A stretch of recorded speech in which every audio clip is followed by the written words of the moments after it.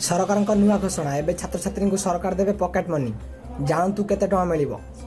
संपूर्ण खबर जानिबा पूर्व जदि आपण माने हम चैनल को सब्सक्राइब करनांती एबे ही सब्सक्राइब कर दियंतु एवं आगामी वीडियो को सर्वप्रथम देखिबा पई बेल आइकन को टिपि दियंतु। 10 रु कम छात्र छात्री थिबा स्कूल को बंद करा जिवो। राज्य रे एभली 966 स्कूल चिन्हट करा जायछि।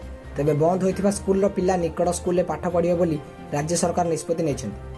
स्कूल 1 किलोमीटर रु अधिक दूर हेले यातायात खर्च सरकार देबे। 75% रु अधिक उपस्थान थिले मासकु 600 वार्षिक 6000 टंका मिलिबो। सेहीपरि 50 रु 75% उपस्थान पाई मासकु 400 वार्षिक 4000 टंका मिलिबो। 30 रु 50% उपस्थान पाई मासिक 300 वार्षिक 3000 टंका मिलिबो। 30% रु कम उपस्थान थिले यातायात खर्च मिलिबो नाही। एही यातायात खर्च अभिभावक अकाउंट को जिवो बोली गणशिक्षा मंत्री समीर दास शनिवार कहिसंती।